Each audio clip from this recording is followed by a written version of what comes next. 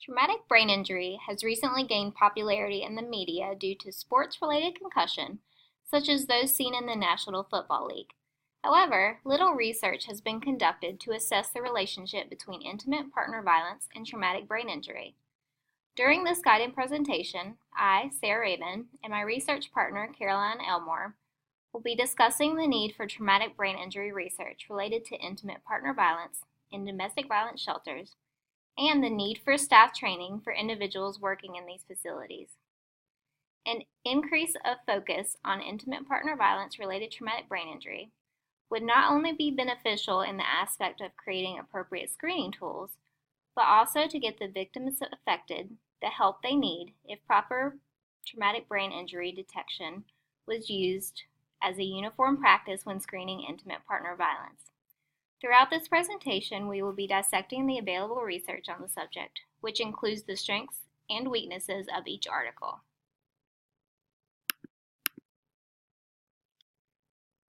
So with the related definitions, our first definition is intimate partner violence, which is defined as physical, verbal, or psychological aggression or abuse between couples in dating or marital relationships. Common synonyms for IPV are domestic violence, domestic abuse, domestic assault, and spousal abuse. Our next definition, traumatic brain injury, is defined as any blow or jolt to the head that results in the disruption of the physiological functioning of the brain.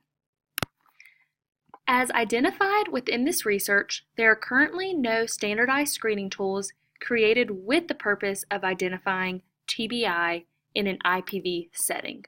But there are screening tools within the TBI realm of research that consequently aid in the identification of TBI in an IPV setting.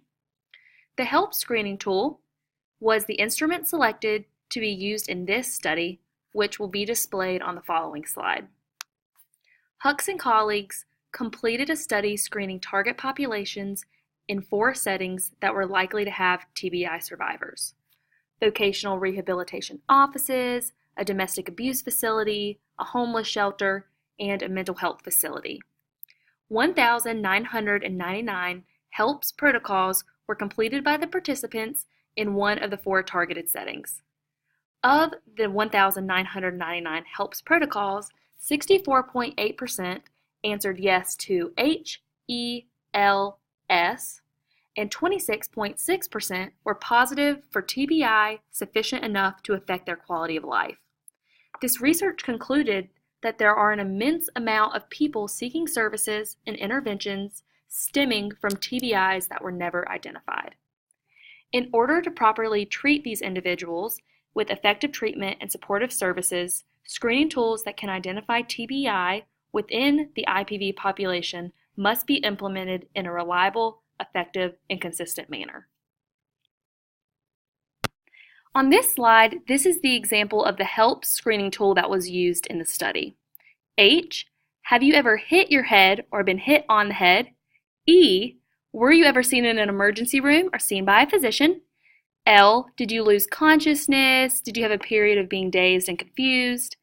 P, did you experience any of the problems in your daily life since you hit your head, such as the examples given? S, have you had any significant sickness?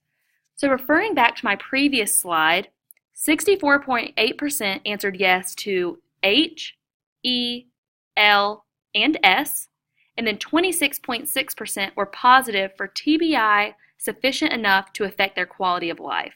With this being said, we must have the proper screening tools available in order to give appropriate referrals, staff and caregiver and patient education and training, and treatment for those affected by IPV-related TBI. Strengths of the study conducted by Hucks and colleagues surrounded the choice of targeting populations that are empirically known to have secondary effects post-TBI. The researchers did not obtain participants from the general population.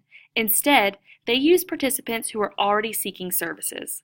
This method of gaining participants strengthens the internal validity by providing evidence that IPV, such as blows to the head, strangulation, shaking, etc., does have a significant effect on individuals, and screening tools incorporating TBI questions must be utilized in order to provide effective treatment. Weaknesses or limitations of this study include the validity of self-reported information. There are instances of people exaggerating their symptoms in order to be provided assistance and/or obtain a desired service. Conversely, there are people who underreported their symptoms. This could be due to a variety of factors. Fear of the abuser. Also, in regards to mild to moderate TBI, the victim may have had impaired awareness of the past abuse, or the victim could be unaware of their disability. Also, they might not want the TBI diagnosis interfering with environmental aspects, such as present or future employment. These variables have the ability to affect the external validity, impacting the results of the study. In Article 2, the researchers conducted a cross-sectional male survey study to identify IPV-related TBI among a sample of women veterans. This study focused on characteristics such as depression, PTSD, overall mental and physical health, and IPV-related experiences. The participants in this study had previously participated in a larger study and consented to being recontacted for future opportunities. The screening tool used in this research to target IPV-related TBI was a modified VA TBI screening tool, which will be displayed on the following slide. This modified tool consisted of 4 question and answer opportunities with the objective of identifying the IPV event, post-event, progression of problems, and symptoms persisting.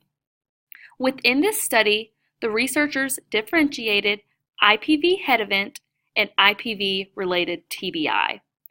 An IPV head event was if the participant reported having any one or more events by an intimate partner, being hit on the head, pushed or shoved, broken teeth or jaw, eye or ear injuries, being strangled, or any other head injury. An IPV-related TBI was if the participants reported a head event coexisting with loss of consciousness, being dazed or confused, or post-traumatic amnesia. Using this modified VA screening tool, the results of the study portrayed that 18% of the participants met the criteria for IPV-related TBI, and 67.6% of the participants had an IPV-related head event without a TBI. This is the modified VA screening tool that was used in the study. There were 4 questions. The first one, has a past or current intimate partner, for example, boyfriend, girlfriend, husband, or wife, ever done any of the following to you? Did you have any of these immediately afterwards? You can see the examples below. Did any of the following problems begin or get worse afterwards? And then lastly, in the past week, have you had any of the following symptoms? The answers to question 3 and 4 are the exact same. Referring back to the previous slide, using the modified screening tool, the results of the study portrayed that 18% of the participants met the criteria for an IPV-related TBI, and 67.6% of the participants had an IPV-related head event without a TBI. Additional portions of this study not screened by the modified VA screening tool included dependent variables such as depression, PTSD, overall mental and physical health. Using this screening tool, the researchers noted that women with IPV-related TBI encountered higher levels of depression and PTSD symptoms, along with poorer mental and physical health. The authors used additional screening tools not related to TBI to target these dependent variables. A strength of this study was the sample size. 198 women responded from the previous larger study and were used in this cross-sectional survey study. Also, a strength was that the researchers minimized their bias towards the participants by using survey-based research. The participants did the work, and the researchers simply gathered the data as they received it. Weaknesses were that this study was conducted by self-reporting. Similarly to the first article that I discussed, self-reporting is beneficial for the participants to feel comfortable during documentation, but the validity of the content cannot be tested or verified. Also, as stated by the researchers, this study did not take into account multiple concussions. The modified VA screening tool only asked about a single IPV event, but did not take into account the amount of times these types of events possibly occurred. In Article 3, the researchers conducted a descriptive study in 1999 that used open-ended questionnaires. With that said, questionnaires are considered a type of survey, which also makes this research a survey design. The purpose of this study was to identify more women in domestic violence shelters that had sustained a brain injury. The researchers also wanted to know how staff could be trained on this issue. The questionnaire was given to 26 women in domestic violence shelters, and the questionnaire included 6 different areas relating to the acquisition of a head injury. These 6 areas include whether the individual had been hit in the head, if medical intervention was sought out after, the symptoms experienced directly after the abuse, the symptoms that were being experienced presently, if the individual had a history of head injuries, and if the individual felt that their daily functions were different from the level of functioning before the incident occurred.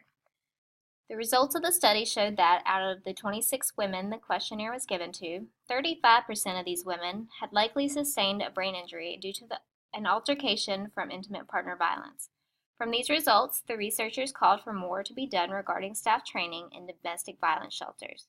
More specifically, the researchers narrowed the education down to include the need for more training on the assessment and identification piece of traumatic brain injury. Overall, the goal of studying intimate partner violence-related traumatic brain injury was to increase staff awareness and to prevent women exhibiting brain injury symptoms to be labeled as uncooperative or mentally ill. In Article 3, there existed strengths showing the positive aspects of the study and weaknesses showing the negative aspects of the publication. The strengths of this article included the comparison of head-injured women to non-head-injured women and the disqualification of any inappropriate participant during the conduction of research. Comparing head-injured women to non-head-injured women allowed the researchers to see which questions and symptoms distinguished women who had sustained a TBI to women who were injury-free. The researchers disqualified any person who did not meet the criteria, even if they were in the middle of completing the study. The researchers ensured validity of their proposed results and did not take the chance of having their analyzed data skewed in any way. The weaknesses, unfortunately, outnumbered the strengths in this article. The limitations included the lack of standardized and/or neurological assessment to identify TBI.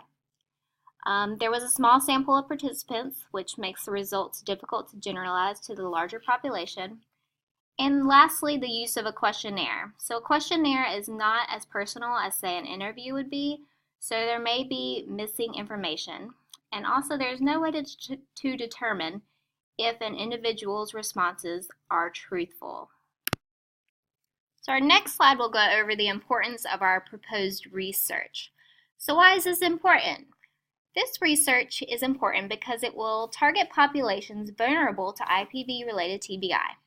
This will provide a case for increased focus on the creation of more in-depth and acceptable screeners for administration.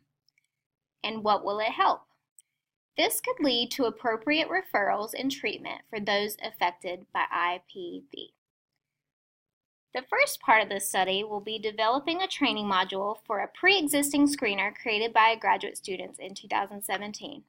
The second part of the study will be piloting the module and administering the screening tool in a domestic violence shelter.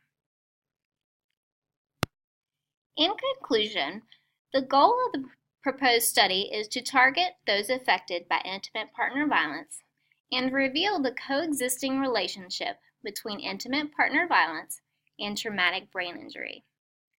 This research will help those affected receive the proper education and treatment needed to recover and thrive in today's society.